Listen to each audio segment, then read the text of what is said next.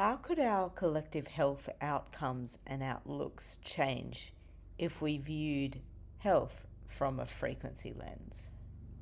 These modalities are just instruments. They are not curing you. They are just trying to align your energy and healing power of your own body. None of the doctor, healer, therapist heals you. Your body, your being heals you. A doctor, a therapist, a healer tries to align the energies and removes the hurdle, whichever it may be creating at a mental level, emotional level, physical level. Your job is just to remove that hurdle. You can't claim that you have healed. God has created this beautiful software which is at an auto mode of healing. Welcome to the Frequency Files. Thanks for joining us as we explore the vibrations, forms, and creations and mechanisms behind them that inform the nature of existence. It is a joy to meet someone who is not only a spiritual aspirant, energy healer, acupuncturist, but also a medical doctor, general surgeon, community educator who is passionate about forging new pathways for new paradigm health. And today we're speaking to one of those people, Dr. Viral Thakkar. Viral, thanks so much for being here. Oh, I am excited and looking forward for this. Me too, it's been a long time coming. I would love to start at the beginning of your journey. What led you to becoming a doctor? How did that unfold? To be very honest, I never thought I'll be a doctor. Uh, I come from a very, you could say, in India, a lower middle class background where there were days, my initial days, where we didn't know what we are going to have for dinner. I mean, that kind of background was there. And in our place or the vicinity where we used to stay, even if you could reach the graduation school, it would have been a great achievement. But I don't know, maybe destiny was already programmed by divine. I used to be an extremely mischievous child. My parents were called after probably every 2 weeks that your child is misbehaving in the schools. We used to have remarks, that not studying, not misbehaving in class. That was supposed to be filled by the end of the year. Mine got filled in a couple of months.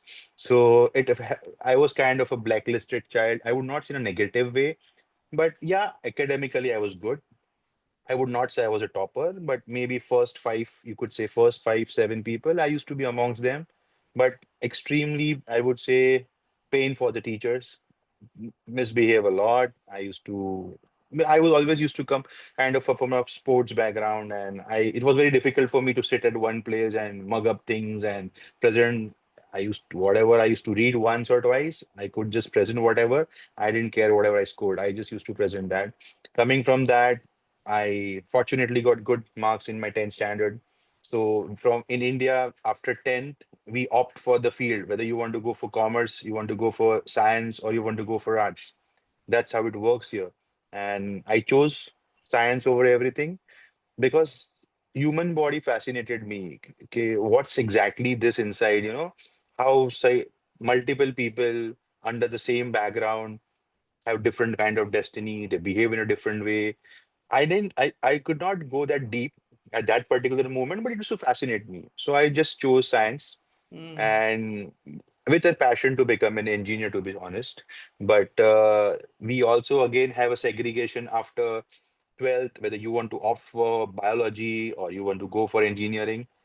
Somehow I could crack a good rank. We have an entrance exam in 12th standard, which I didn't give it very seriously, but I cracked the exam.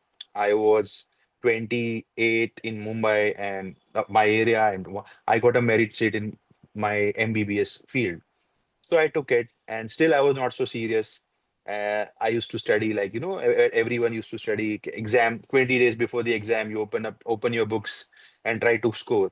But first MBBS, first half, I scored very low marks. I mean, I could hardly make it. It was less than passing marks. So we had a list of people who were chosen amongst the high risk people, which where they might fail, first year itself.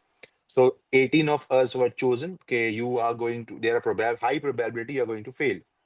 That was the time I took things seriously. Okay, I'm in a profession where I can't take it for granted. And out of 18 people, only me and one of my friend passed out, 16 flunked in my first year.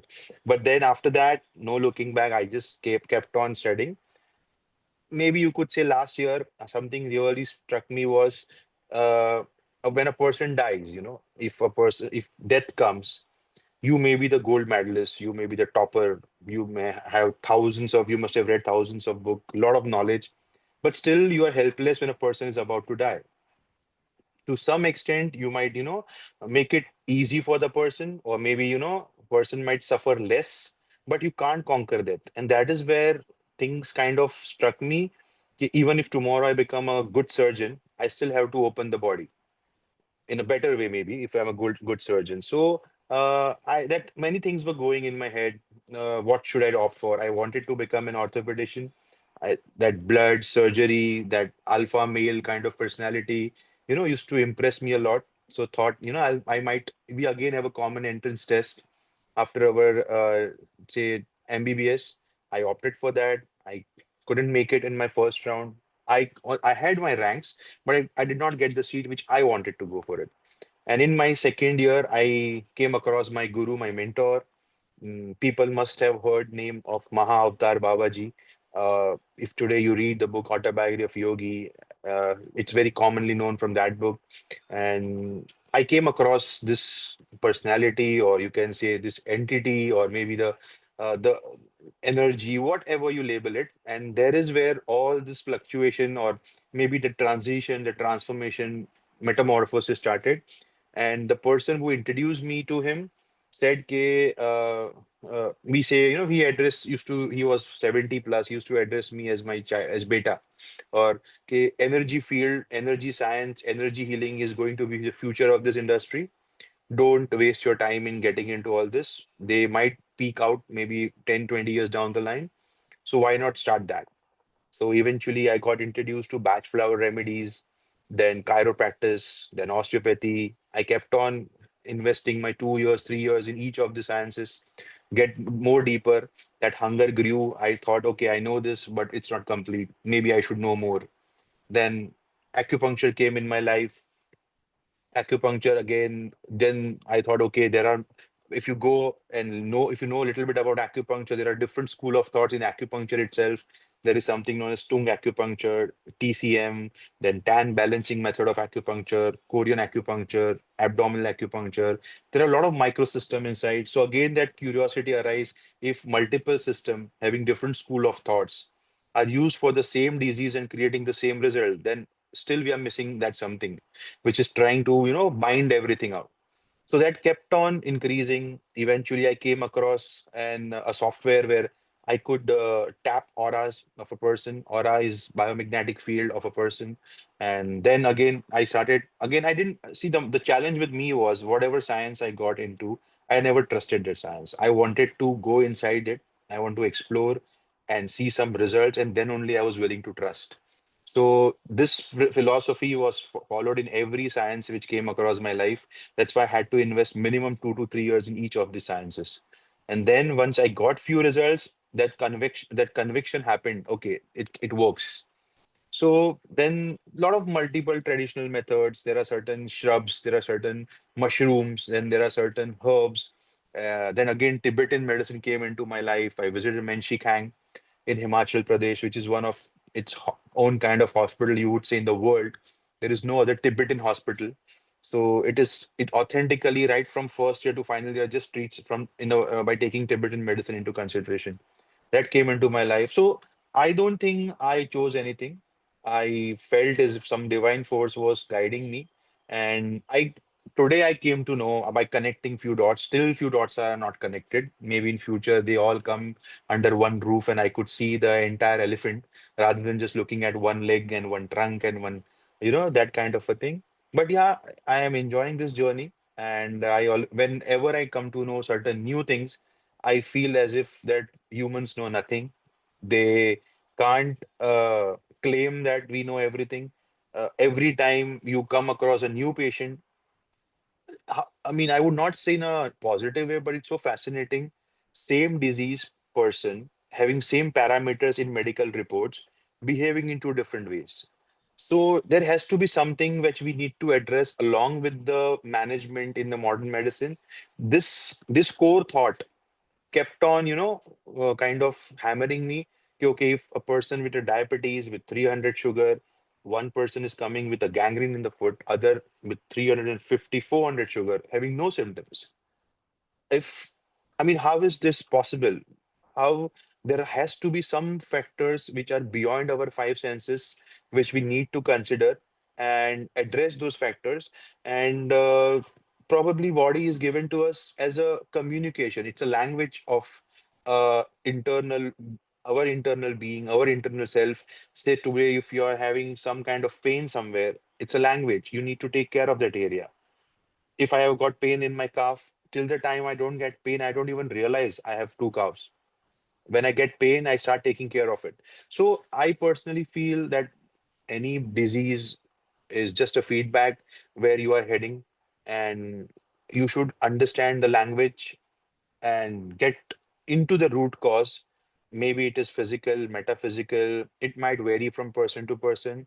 No two individual with the same disease you can treat in the same manner. That is what I have understood. And that's why, I mean, if you ask me how much you know, I would say not even 1%, because there are divine interventions when you start following such kind of unknown path. I don't think you can learn anything. It's that divine intervention which comes in, helps you, things work for you. And the beautiful part is they solve for you and you get the credit. So in that way, it has been a fascinating journey. I think every time I've been guided by my mentor, my guru. Mm, he's an immortal saint. Little, if you can just Google about something, Mahavatar Mm. Babaji. It's not the conversation is not towards that, but just throwing light on that. I think whatever I am, maybe 1%, 2% in this journey is just and just because of that. Because somehow I feel, from the background where I came, it's only 1% could reach this thing, and that too, understanding that it's not my journey. To understand that you have grace, you need grace. That's what I've understood.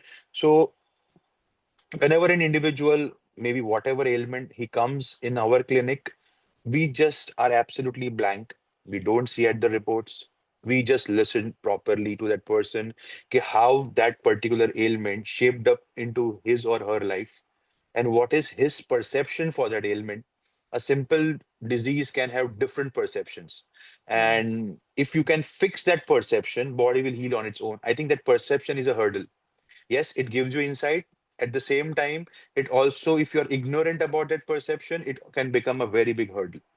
So first, the idea or the principle from our side is to understand the perception of the person of the same disease, and then try to fix that perception, try to at least open up rather than fixing that perception. And there are multiple possibilities, multiple ways of healing the same person, and that's how we work. So I would say this is maybe what I could connect, and I could give you the brief about my background.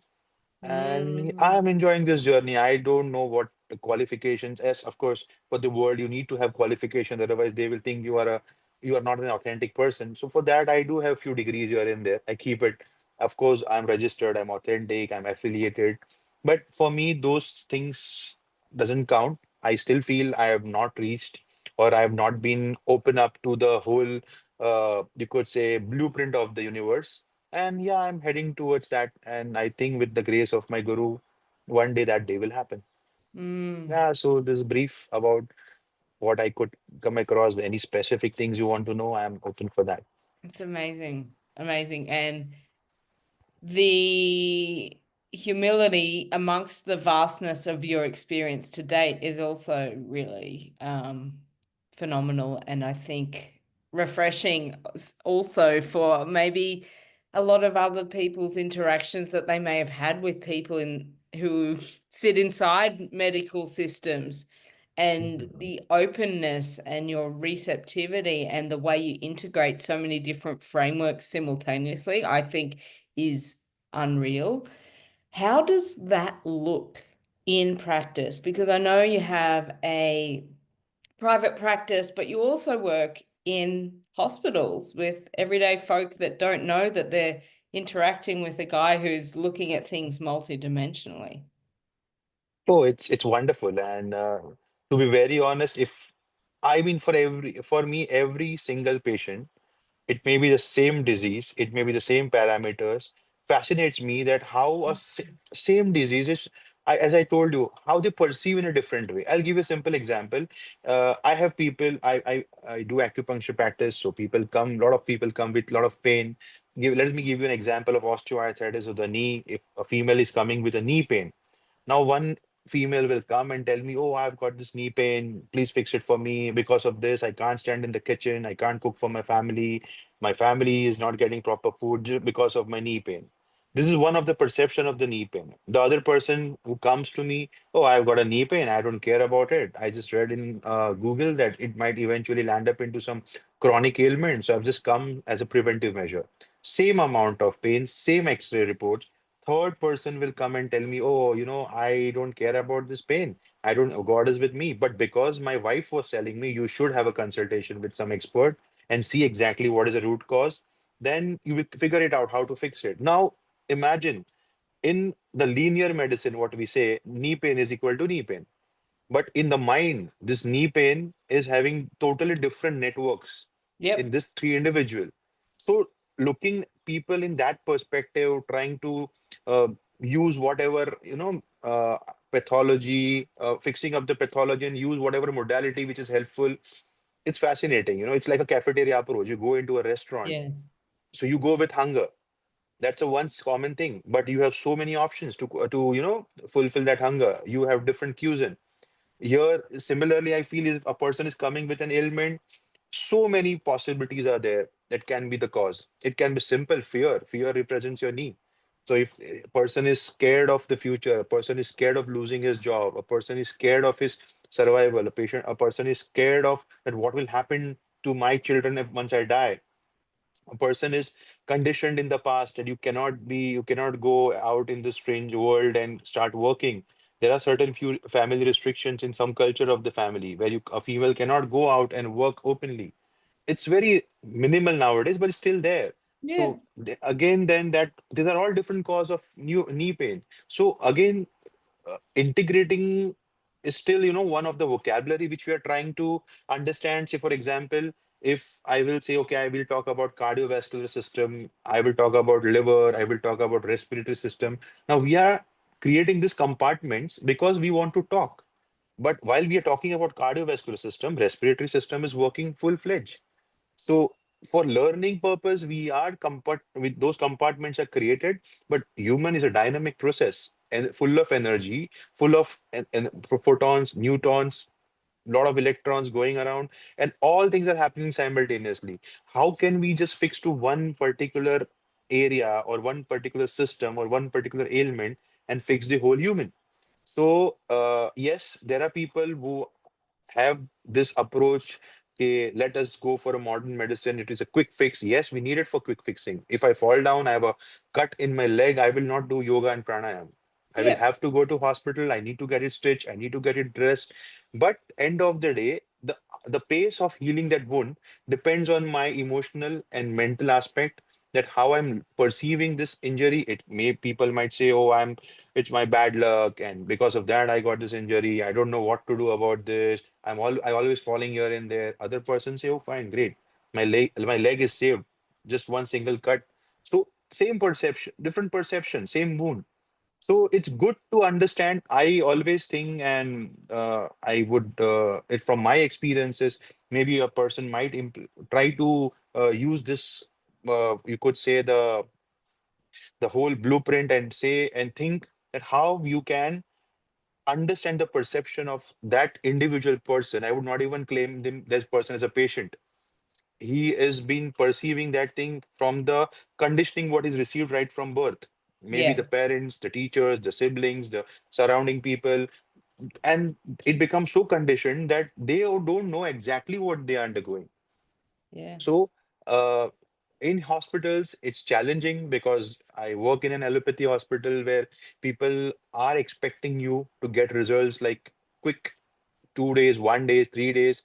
But when it comes to practice, I make things very clear. You have to be patient if you want to reverse this from the root cause. You have to understand. And if you educate, I believe if you educate that person that this is the root cause, you need to change this lifestyle, this conditioning mind, this pattern. I think you don't, that person might never need a doctor in future. If I tell you, okay, stop eating spicy, you'll be okay. Now you don't need a doctor for that in future. You, whenever the spicy food comes in front of you, you are your own doctor. You know you need to avoid this. That's it. That's a treatment. So educating a person where this disease or where this problem is coming from becomes the primary criteria when you are using multiple modalities. Again, these modalities are just instruments. They are not curing you. They are just trying to align your energy and healing power of your own body. None of the doctor, healer, therapist heals you. Your body, your being heals you. A doctor, a therapist, a healer tries to align the energies and removes the hurdle, whichever it may be creating at a mental level, emotional level, physical level. Your job is just to remove that hurdle. You can't claim that you have healed. God has created this beautiful software, which is at an auto mode of healing. Yeah. Right now, when we are talking, many things in our body are getting healed. In fact, discussing something and maybe one word which might strike you or me might heal a lot of things in my life. So that's how it's a dynamic, continuous process happening every moment. We cannot categorize it, okay, because I fall ill, I am going to a doctor, or maybe I'm feeling stressful today, so I'll close my eyes and sit. These are all things where you have already missed the train. You're trying to create damage control. Here, if a person is educated, I mean, this should be started from schools, right from this in the primary schooling. This should be like, and in the primary schooling, you're taught what should you eat and what should you not eat. You should also be taught what you should think and what you should not think. If that syllabus starts including this, then it will be a great thing for the whole world. And that's where we're trying to put some effort in our NGO. We are trying to open such Gurukul school. We have an NGO where we do camps using alternative medicines and make people aware about it. Okay, okay, you have this option. You choose it, it's up to you. You don't choose it, it's up to you. But you should be aware about it. If you go in a restaurant, you should have a menu card that all things are available. You might choose it, you want to eat a particular thing, but you should be aware all this are available in our restaurant. So yeah, it's Mm. fascinating, it's challenging, and the challenging part is the expectation of the person. They expect same intensity and frequency of result from every modality. So that becomes challenging. And say, for example, a person has come with a frozen shoulder, and we fix that person maybe in half a minute. There are cases in acupuncture where 6, 8 months frozen shoulder is fixed in 1 minute, 2 minutes. It's a pure science. Now, other person who is coming with that person's reference, they expect the same, which might not be possible. They might take 12, 15 days. They might take maybe a 1 month, 2 months. They might have to collaborate acupuncture with physiotherapy. It is their individual issues and perception. So the challenging part is the expectation. And the fascinating part is you heal one person, you talk to one person, second person comes with the same issue, and you don't know what to do. It's again a new blank, totally blank case. You cannot Mm. go and approach a person with a one program fixed blueprint. You Mm. have to be impromptu, and after taking history for like maybe half an hour, 1 hour, 2 hours, then you come to a conclusion, oh, we have to use this particular modality rather than this particular modality or the same mail disease. So it's fun. I would say it's more it's fun that because once you are programmed to do something, it becomes boring. So for me, it's fun, it's challenging, but I enjoy, and that's keep me growing. Okay, same disease, I'm not bored. It will come with the same new pattern, new conditioning, new lifestyle, new surrounding. So it's fun, I would say. Yeah, yeah. And what I'm hearing in that is that you're approaching it from a neutrality. You're coming at it from nothing. You've got your toolkit, but it's a blank canvas of meeting and Yeah. receiving that person, and then from your engagement with them, discerning what's going to be aligned to them on their expansion journey and reorientating them and giving them the invitation of personal responsibility, which it's not always been the dominant conditioning in most cultures when it comes to Mm. health related things. There's been for a lot of people, a history of giving power over to points of authority or giving power over to who will make us well or who has Mm. the yeah, the authority, as I said, like of saying what is or isn't possible. And that psychosomatic impact is so big. And I would add to this, even the same person coming for a follow-up, maybe say after 2 weeks, 1 week, we don't go with the past. Of course, we have a references of past history. He will come with a as a different total individual. What that person has undergone in 2 weeks, 15 days, 20 days, mentally, emotionally, we don't know. So we cannot, again, we have to start from square one.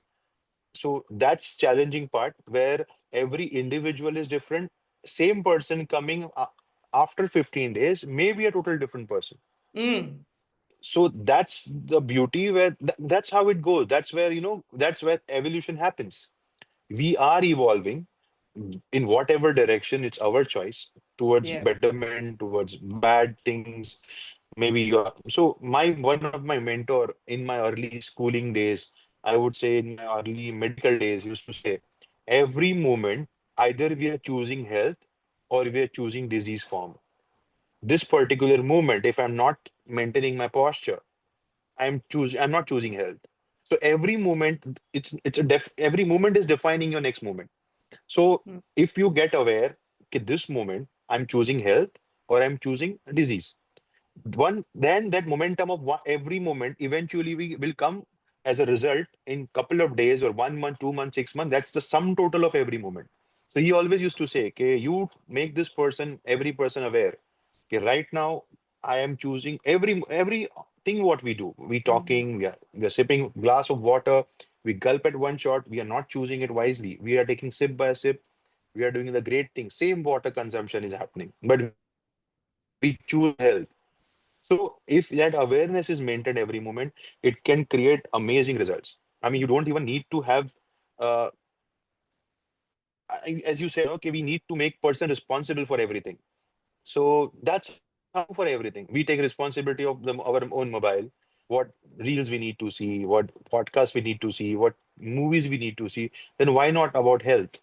So we have to understand because kind of challenging times which are going to come. It's said that out of thousands of viruses, humans know few hundreds of virus. So we don't know what's coming in future.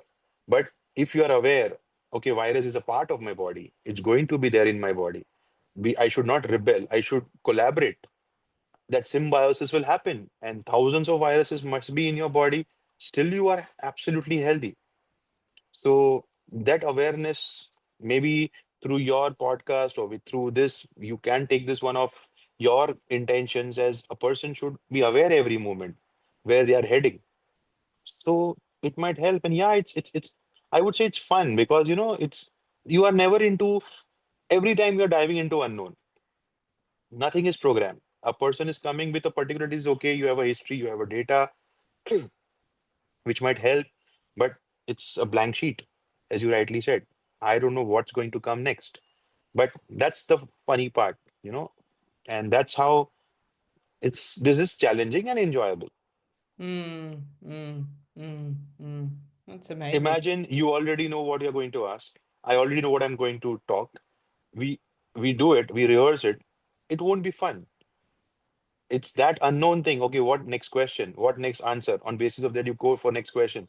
That's the funny element.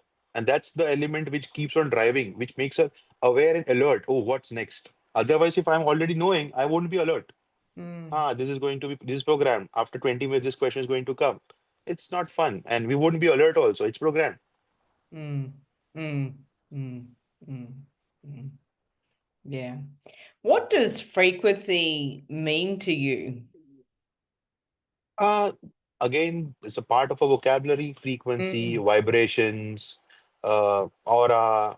This guy has got this. So, for me, it's the state of awareness yeah. and what you decide today on basis of your past experience.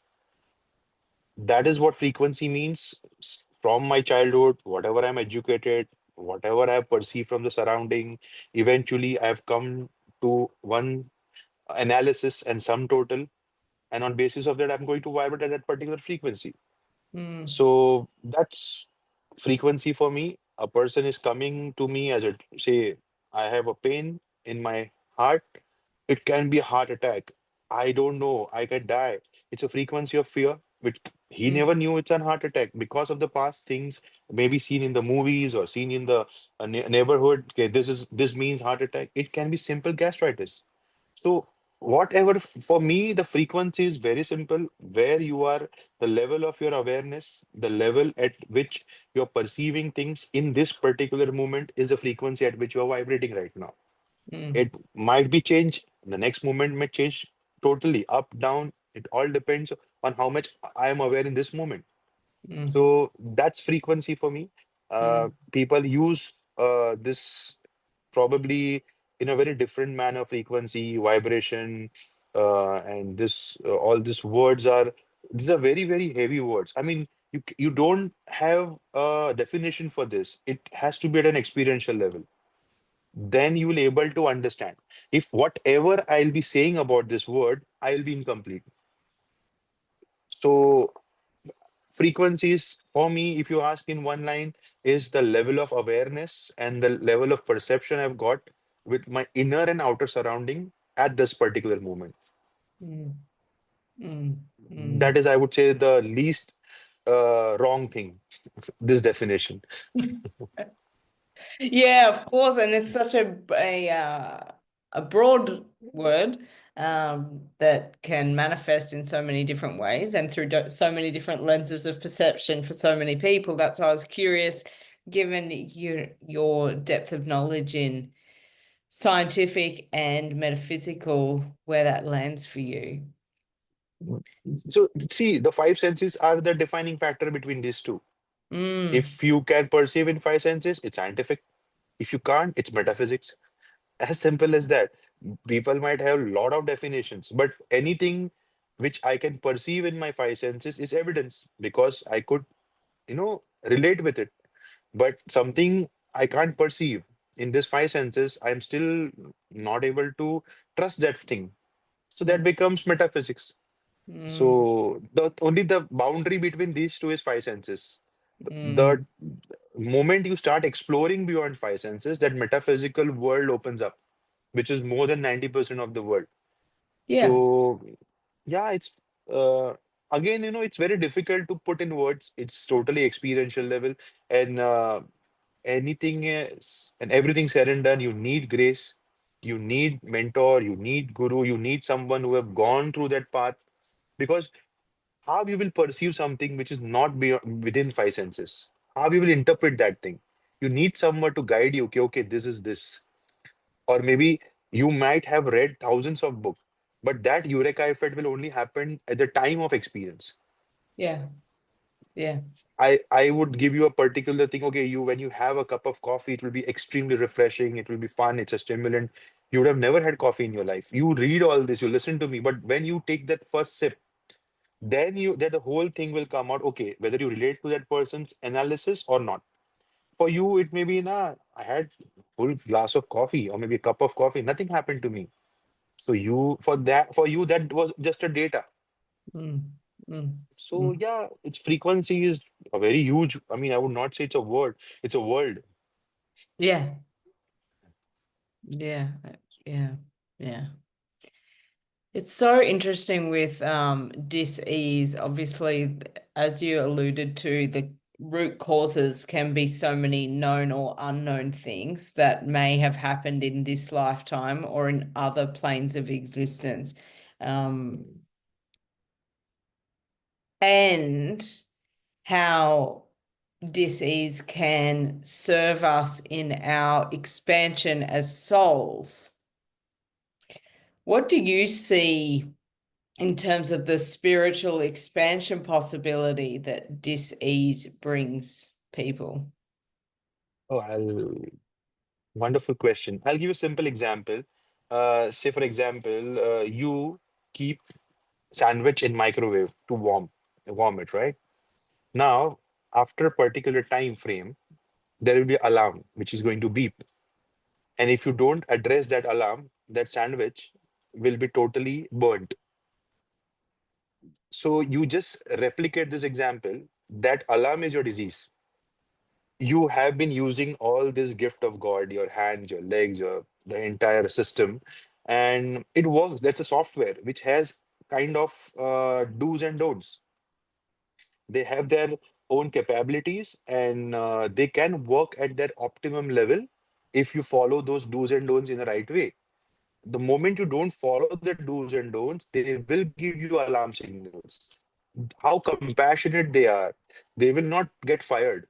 They will keep on giving you, okay, you try this, you try to do this. They will give you a very soft signal first, then they will give you some kind of alarming signals, then they will increase the intensity of that alarming signals.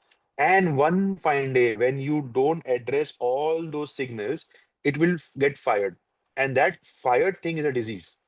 So let us say a simple example of a chest pain, okay, of a cardiac, say myocardial infarction or heart attack in the common words. It won't happen overnight. Yeah, it might appear to be happening suddenly. There are certain signals. You'll feel mild breathless when you're walking. That's the initial signs. Okay, see why you're feeling breathless. Suddenly, maybe say at the age of 35, you're feeling breathless. Till the age of 34, body was functioning in an optimum manner. And suddenly there is some breathless thing. You said, oh, fine, it's okay. Just few breathlessness here and there is fine. Then after some times, you start feeling that very frequently. Again, you don't address those things. Then you undergo some reports and they might show you some high level of cholesterols. Again, you say, fine, it's fine. Okay, you don't address your food habits, you don't address your activity habits. Then one fine day, when you keep on ignoring those soft signals, those alarming signals, it will try to shout at you in a form of this chest pain. So creation is very compassionate. It will keep on giving you one after the other chances. One fine day, this guy will listen. Let me. So that communication is, you could say, disease.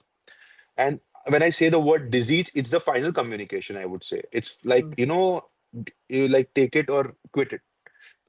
There are so many phases and stages before it comes to that word disease. Mm. So it say I'll give you another example. Say you are trying to sit like this. So sometimes you'll have a little bit of back pain here and there.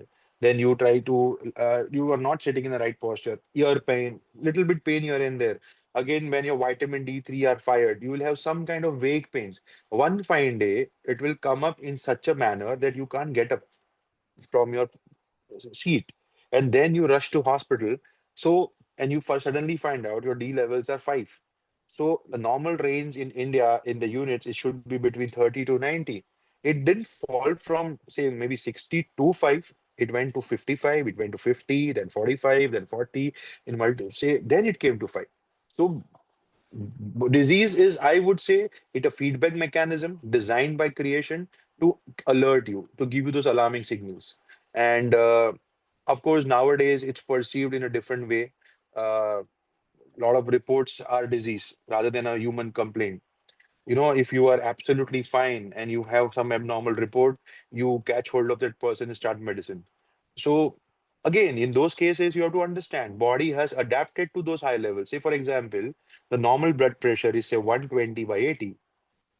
This is what the normal range is, and you find a person with say 160 by 90, you may do a basic workup, but if a person is no complaint at all, you should just monitor that person. Maybe the body has adapted to 160 by 90 and it doesn't need 120 by 80. And suddenly, if I make it 120 by 80, body might be absolutely uncomfortable. I'm not telling you should not address those things, but that 160 by 90 is something where body has not gone to that last level of alarming signals. It is still have that resilience to go through this process, find out where this body lies, see your daily routine activity, cut down something which is not required. You should not jump to the medicines. So medicines are beautiful thing.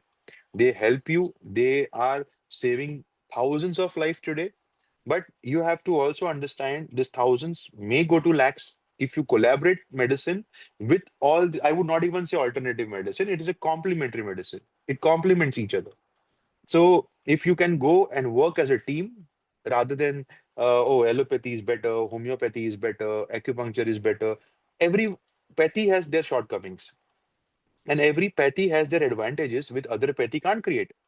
So let us understand what that human body or that human being who is come in your clinic needs it. And yes, it needs a lot of efforts, it needs a lot of time, it needs a lot of analysis, lot of work, lot of readings. And then one fine day you come to a conclusion, okay, this is the set of group of pathies which we will try to implement on this individual to get them best possible results. So yeah, it's a lot of work, I would say. But then eventually that's fun, na? That's how the important human life is, and that's how complicated human life is. If human life was so simple, okay, fever, paracetamol, it's not that simple. You have to understand. Fever is his immune system. Fever may be because of some inflammation. Fever may be some injury. Fever may be some high sugar levels. Fever may be just a person is tired. He's just exhausted, not slept for two couple of days. So we can't jump to that one conclusion. We have to go deep inside that particular fever, what it's trying to communicate. When I Mm. say the word okay to you, it may have multiple meanings. It okay means okay, I'm fine. I would say okay. I mean, I'm trying to taunt you. When I say oh, okay, like oh, I'm surprised. So that one okay has so many meanings in English, and you think that one disease will have no other meaning. So yeah, we have to understand the complexity. Once you understand the complexity, you catch hold of the simplicity. Mm. Mm. Mm. That's the catch. Mm. Mm.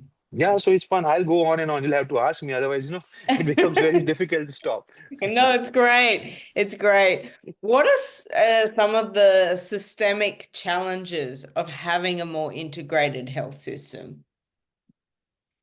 Systemic, you mean to say physical body or administrative Like wise or the government wise? structural problems or opportunities within, say, India, in the government health systems, or the way that physicians and nurses are taught. How can we create a more harmonious, integrated, and Mhm. blended holistic medical paradigm? Oh, I would say the recent government have been amazing. They are promoting something known as Ayush. You must have heard if you Google around. They are promoting alternative therapies. Uh, the current prime minister, the current health minister, they are on and for. Mm. In fact, when I am sitting here in Mumbai, Maharashtra has its own acupuncture council, which was supposed to be some kind of alternative medicine in maybe 20-25 years back. Today, you have a whole council because understanding the importance of that. Now once you have a council, there are a lot of legalities. No one can practice without getting registered. So it's a very slow process which is going on, but especially I would say COVID has been blessing in disguise. People have opened their eyes, they have understood that one sticking to one pathy or one modern medicine might not help. There are answers. People are, I mean, the importance of spices, I would say. I mean, it's a very common and a basic thing. But suddenly spices are creating results. You have this kala, you start having ginger, you start having garlic, you start having clove. The cinnamon consumption has increased like anything. So people have understood the importance of kitchen, I would say. Your Mm. 70% of your medicine is in the kitchen. So that has been started. Government has been Amazing. trying their level best. Here now, we have to understand if the therapist, they collectively start having intention, okay, let us understand a human rather than understanding my own pathy, and then collaborate. Okay, I might not be excellent in allopathy. I mean, I'm good in allopathy, I'm good in acupuncture, but I might not be good in Ayurveda. I Yeah. have to understand my shortcomings. And if I understand and identify, oh, this particular disease will have good results in maybe by using Ayurveda, I should not have my ego. I should refer that person, okay, I will take care of your pain. Let the chronic part be taken care by Ayurveda, and let's both work in as a teamwork. So moment when the therapists realize the importance, it is happening. This revolution is happening. Yeah. It Yeah. is in a transition phase, I would say, maybe 10, 20 years down the line. You will see the holistic center where all people, the way you have, say, experts under one roof, like orthopedician, gynecologist, medicine. Similarly, you will have different pathies under one roof. And that Mm. is what is our mission in our medicine alternative of Bharat. We are Yeah. trying to get all these things under one roof where an individual doesn't have to hunt for the right answers. Because, see, uh, your expert means you have tried to focus your life in a particular subject. That's the only difference. You can become expert in allopathy if you just read allopathy for next 4 years. It's not a rocket science. Expert means he's trying to dedicate maximum time for that subject and you become expert. So you cannot become expert in everything. You have to identify that. You have to understand that. Try to identify what best things you can do from your side. Try to identify and have a team where other person are better than you in that particular subject. Yeah. Collaborate, integrate, and see to it that patient goes smiling at home and doesn't come to you back. You should not expect patient to come back. That means he's getting cured. If you're expecting patient to come back, there is something you have to look that what is lacking. Mm. So that approach will have to be changed. And for that, not only the therapist, the patient or the client or the people has to be educated. Okay, things are available for you. You can't just go with one dimension and think, oh, I'm having this disease, I will go to this person. So it has to be on both should work parallel. People should be educated where government are trying to open up those kind of clinics. And especially in India, the healthcare system with last 10-15 years, they are promoting complementary medicine, they are promoting alternative medicine very aggressively, which has not happened in last 40-50 years. I'm not even comparing the government, but it has been the need of an hour. It doesn't matter which government is there, whose Yeah. government is there, but if the individuals or your people are having challenges with one particular dimensional thinking, you'll have to become multidimensional. So Mm. yes, India is growing. Government is having great support. There are certain legalities, there are certain councils which are getting opened. And I think 15, 20 years down the line, if we go with the same pace, with little bit of more aggression, you will have lot of opportunities in every kind of medicine. Here again, you would say even the finance part. I'll be very honest, unfortunately, uh, people trust more in the modern medicine. So, say for example, if I want to see just modern medicine point of view, in 1 hour, I'll able to see 3 to 4 patients. If I'm going in deep about the history, I might take 3 hours for one patient. Now, what fees I'm be earning for 4 people in 1 hour, it's not nothing when I'm investing 3 hours. So that also is one factor which is playing a role. I know uh, being a therapist is a noble profession. I understand, but this monetary part somewhere is finding one of these are shortcomings and shortfall. Moment people start giving importance to complementary medicine and give equal weightage to them, more therapists will start approaching in that way. Mm. So it has got multiple factors Yeah. which can be, addressed. And yeah, it's growing. It's work. We are working on that. Mm. And that's why you are having multiple people on your podcast who are willing to go out of the box because it's enough. It's high time. We have to jump out of the box. Yeah. We cannot go if it was we had everything in our control, then this kind of COVID would have never come. So we have to understand we have flaws, we have loopholes where we need to address and start understanding nature more than understanding disease. The whole idea, the whole efforts are to understand the disease. And if you start understanding nature, you will see to it that you don't break laws of nature, disease will never come in life. Mm. So yes, if wherever possible, government. I mean, I am not a part of a government. If someone asks me that we should focus more on educating what are the innate nature, how the body is, how the mind is, what should be thought. Simple, I'm telling you, you are sitting right now, and if I tell you you have a flight after 3 hours and you just have 20 minutes in your hand, you will rush. The whole body system will change. And I'll say, okay, it's after 10 hours. You will be relaxed. So one thought can create the entire transformation in the physiology. Yep. So imagine if a person is thinking the same negative thought thousands of times, how the physiology is being programmed, how we Yep. are trying to, it's kind of a, you are programming your own disease. Yeah. So who else can be fixing that? That the same person. You have to be told, okay, there are multiple flights. If you lose it, just fine. It's not the end of the world. But yeah, it's easier said than done. It needs a lot of effort, a lot of hammering, a lot of positive affirmations, lot of things. It depends what individual is lacking. Yeah. But it's changing, it's transforming, it's towards a positive side. And last 10 years, it has been an aggressive approach from Indian government to promote this kind of, especially if you Google Ayush, they have created the whole organization where you can, Ayurveda, yoga, you must have heard about yoga. Suddenly, maybe 25 years back, it was not that rampantly common. Now you go every country, maybe every lane, there is a person who's practicing yoga. So it's nothing like it's India's yoga or someone else's yoga. You are getting all right. It's yours. Maybe Mm. one fine day some person in India found out.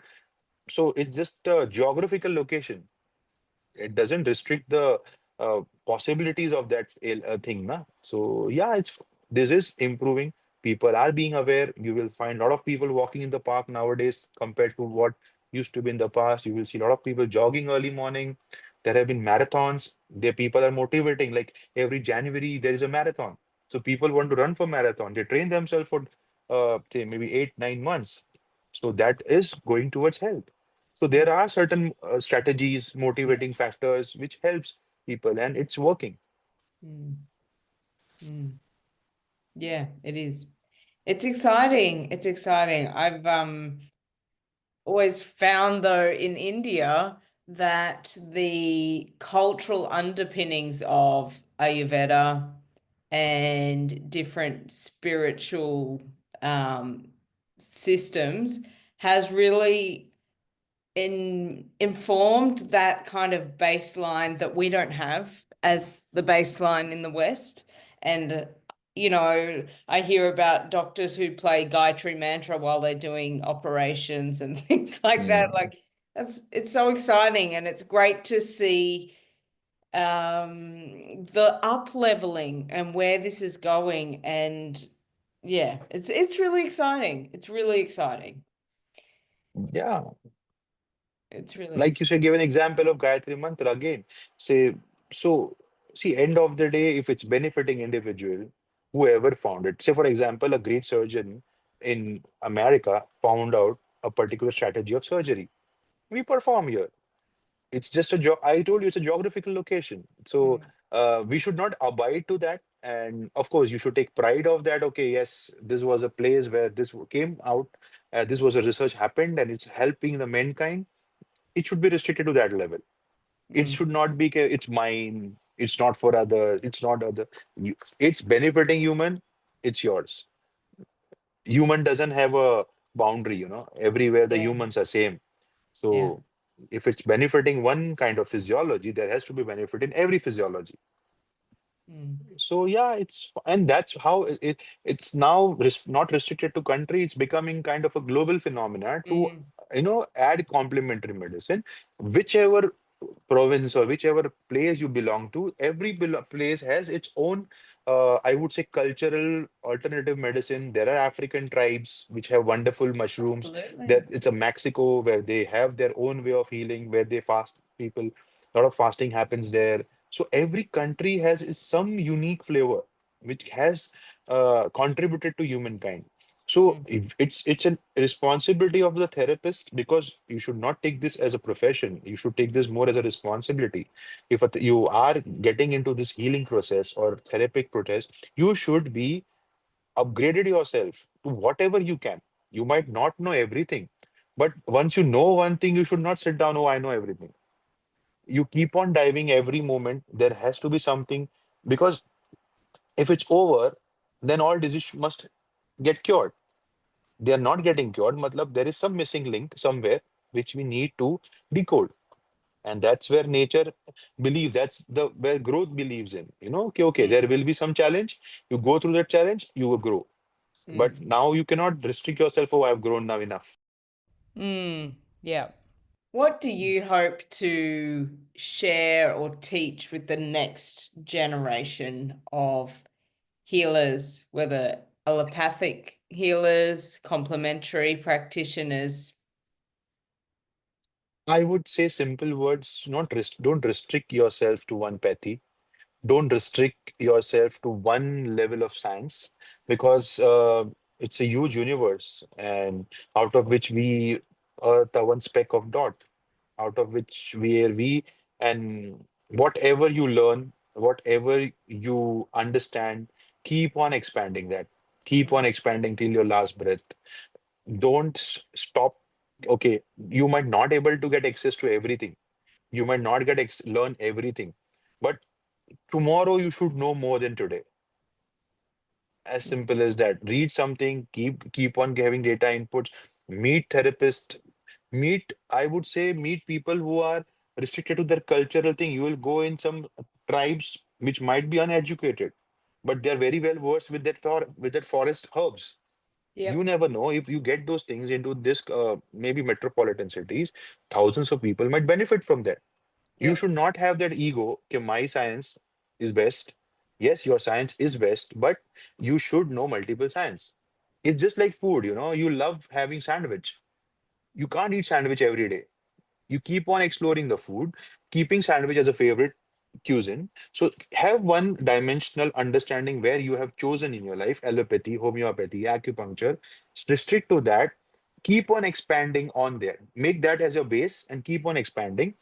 Mm. Identify the shortcomings of that, and at least identify that what are the red flags and shortcomings. For that, what are the solution? Mm. If you are not exploring, at least identify the person who can address your shortcomings and red flags in your therapy. If you can do this, you can have, I mean, you will be, I would say you will be satisfied and peaceful. I'm not convince, or I'm not trying to assure you what will be your financial achievement in that, but you will be happy, you will be growing, and your soul will be growing. You never know what next life you might come as one of the ace therapists Mm. because of your sadhana of this year, this life. Mm. So keep on growing and don't Yeah. restrict yourself. Take every individual disease seriously, even if you have seen the same disease 100 times. Many times when we see a more than 100 patient, we start taking that disease for granted. Ah, fever, okay, fine, no problem. Antibiotic, anti-inflammatory, done. So yes, you have this blueprint in your head, but go in the depth and at least make and be sure enough that you are not missing something. There are days you will miss something. You cannot be perfect. There are days you will not able to heal a patient. There are days you will not able to give the result which a patient is expecting from you. But you keep on growing. Maybe same patient come after say 5 years, you will be in a better position to address that patient. Mm. Mm. So yeah, that's it.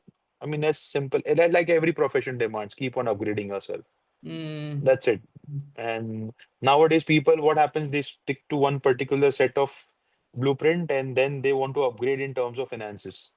So you should look for money, you should earn a lot of money. But if you are charging 5,000 rupees, you should create an impact of 5,050. If that policy you always design, okay, you should give in terms of impact more than whatever you take from the patients, you will keep on growing. Mm. In terms of that continual upskilling and as you said, like knowing the limitations of perhaps modalities or backgrounds, I love this perpetual curiosity, staying humble and being open to expanding and following where you're led. What role does intuition play with that? Not only in your personal expansion, but what role does the intuitive faculties or perhaps your senses beyond the five conventional physical senses play when you're working with patients? Massive. I mean, it's more than 90%, I would say. I mean, but the challenge here is how open you are to pick up that thing which is coming from inside, because it might contradict your logical understanding big time. Because logical understanding is just with respect to the past, and intuition is somewhere you are creating a connection with some other energies which are trying to guide you, which you are missing Mm. as a programmed individual. So intuition. sixth sense. There are multiple words, clairvoyance. All these things might be labeled again in a different way, but these are all something beyond five senses, which you are getting access. It can only happen when you are not programmed in your approach. If you are programmed in your approach, even if you get intuitive feelings, you will kind of ignore that. So you have to question your logic. Okay, am I on the right track? And believe me, if you are questioning right at the right time and willing to accept something out of the box, you will get amazing guidance, because the other world people are more than happy to guide you. Other world people wants to guide you, provided you are open, because they also want to create upliftment of the humankind. So yes, intuition, clairvoyance, these are all different vocabulary word. They play a massive, massive role as far as whenever you're talking about frequencies, when you're talking about healing, when you're talking about therapists. So it has a massive role, I would say. I mean, you can't, the only challenge here again is you should be open to receive that. Mm. You should be open, because I I will tell you, it will kind of challenge, contradict totally from what you're thinking logically. At that time, are you willing to jump, take a leap of faith? Mm. That is where, when you do once, twice, then it becomes a habit, and then you will able to track those kind of and get access to those kind of frequencies. But first, second time, if you don't take that leap of faith, eventually it will also kind of, that voice will become very soft. It will still come, but that voice will be so soft, you're not able to hear properly. For that, you need to spend time. You have to meditate a lot. You have to, and even if you do everything, you have to be lucky enough to have grace. I will telling you, because grace is something, when you that pours in, you understand what is intuition. It's very easy to talk about intuition. Oh, I've got that hunch. I've got that gut feeling. I've got that intuition. I've got that sixth sense. But you should have that grace to understand you have it. Everyone has it. How many of them are using it? So we have to understand what we need to work, what is a missing link. So yes, it plays a massive role. At least I would say in my practice, I forget what I've read. I forget the knowledge. I forget what I just have to interpret the vocabulary of the disease. I allow that energies, that intuitive feelings to take over. And then after it's over, I analyze. Okay, this is what I feel. But then you have to present that intuition in the physical world. That's another challenge, because people will have a lot of opposition. Oh, how? What is the logic behind that? What you will explain? Oh, it's my intuition. People are not willing to accept that. You have to present your intuitive answers in your vocabulary, which might create some logic in that person's head. That's exactly what I'm trying. In that perception of disease, you have to first decode your intuition and transform it into a vocabulary, so that that perception may Yeah. be erased. So that is a challenge, and that is where people kind of uh, oh, it's difficult. You might get intuition. You say, okay, say for example, a person comes with a set of reports, and your intuition might say nothing is, there's no problem. If I say that, no one will come to me next time. So I have to make them understand, okay, these are the feedbacks, these are the physiology, these reports may be coming, but now your body is used to this. So I have to have the enough vocabulary and knowledge to translate that intuition into that kind of, which can be practically perceived by the client or patient. So Yeah. that is a challenge. That whole circle, that is a challenge. So Yeah. that only comes with practice and meditation and grace. It is Yeah. it's not that you can do anything. You have to surrender to the energies. So the energies will only guide you the vocabulary. Yeah. You have to be extremely lazy. I cannot do anything, you take over. Yeah. I to outsource everything to them. I don't even get to put any effort, and they guide like anything. What you need to talk, what you don't need to talk, what, even if I make some mistake in my talking, what they will understand, that also they will take care of. So you just have to have the right intention. Your intention of curing a patient should be more than the intention of the patient to fall sick. Just one principle, everything works. Mm. Yeah. When your guidance comes up as something maybe that's from a trauma that they haven't mentioned, or from karmas that have been generated from other points in time and space, how do you deliver something like that to them? So again, you see, uh, on the patient or the people who are under that category, they have these people should be open for that as well. I'll Yeah. tell you a simple karmic thing. If today night you eat a lot of spicy food, tomorrow morning you'll have challenges in passing stool. This is karma. What you did 12 hours back or maybe 8 Yeah. hours back, today you Yeah. are suffering. Now, probably just assume that what you had at night, extremely spicy food, at night you forgot. And now morning it's burning like hell. Now you are complaining. What did I do? I did nothing. You give me antacids, you give me laxatives. I did nothing in my life. Still, this pain is coming. God has not been kind to me. So that nothing can happen to you unless you have not. See, no trees can grow unless you have planted seeds.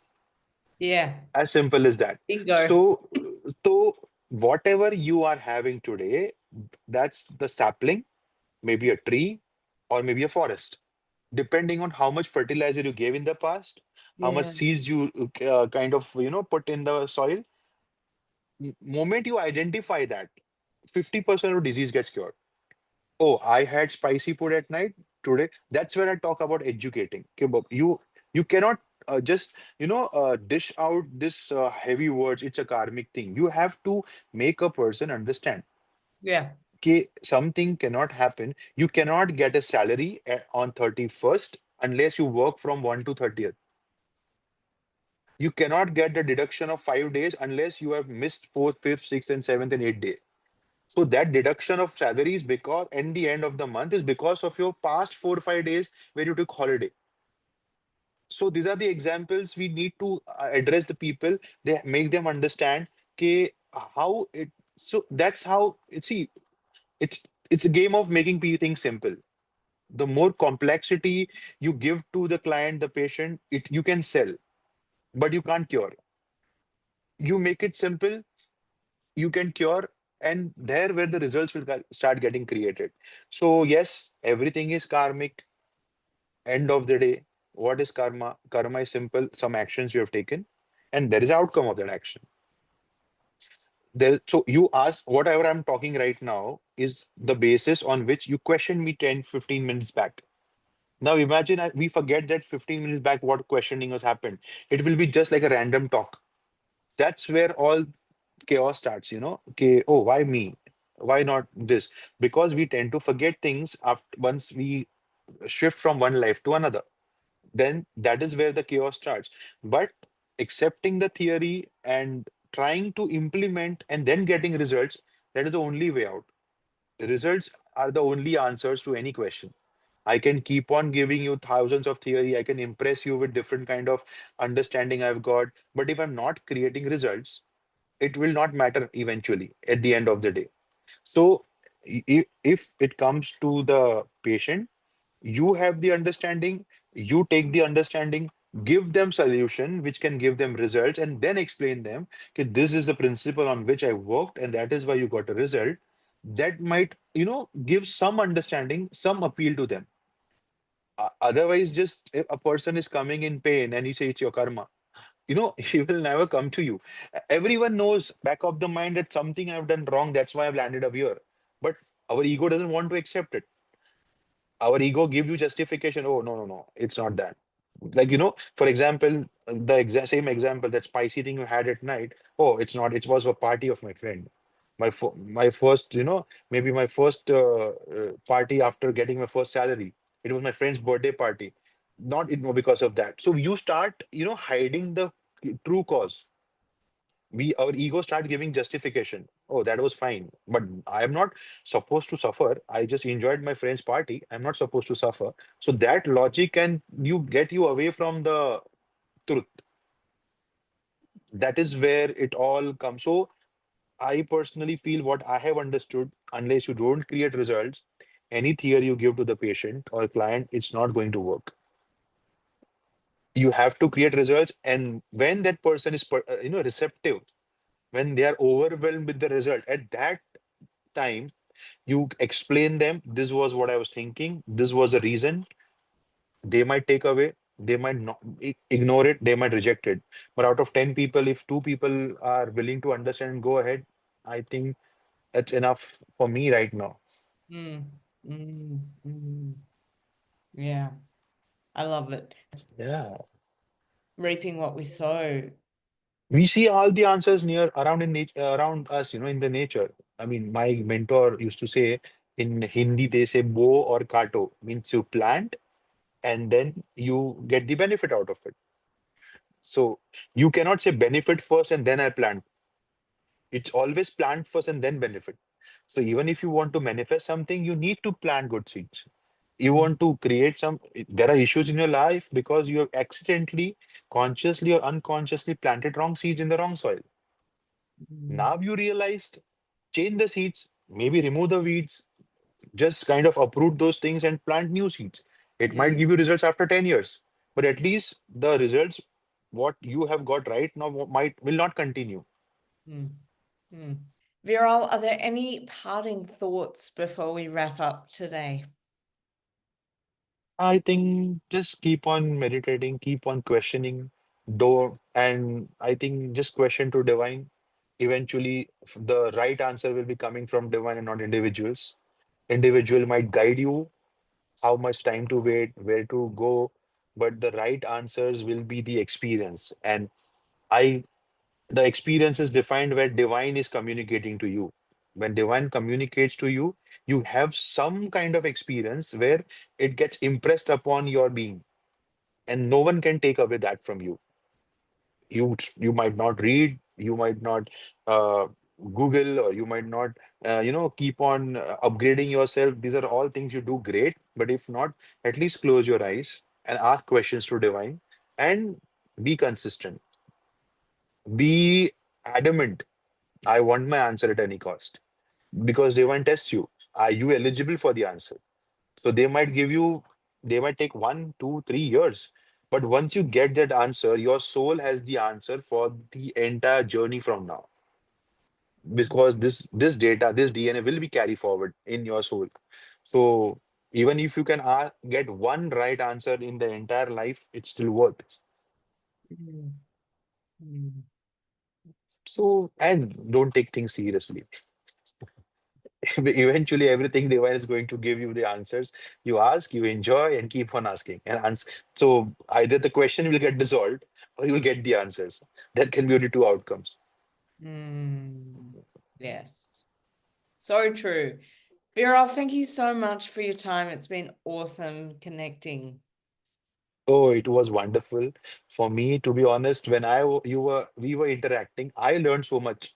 Okay, maybe this all things were storing somewhere, some corner, but it came on the surface. So this has benefited me the most, I would say, than anyone else. So, thank you for allowing me to express and asking me the right question so I could get the right understanding from my head out, and dish outside and express. So, I am extremely grateful for first my mentor, where somewhere we connected out of nowhere. We have never met, and out of nowhere we connected on LinkedIn. And so these are all divine plans. So I am grateful to divine and you especially for choosing me and allowing me to express this. Thanks, Viral. Likewise, I love how synchronistically we connected. It's Yeah. yeah, it was amazing. So great. Hope to see you again and in person now. Yes, definitely.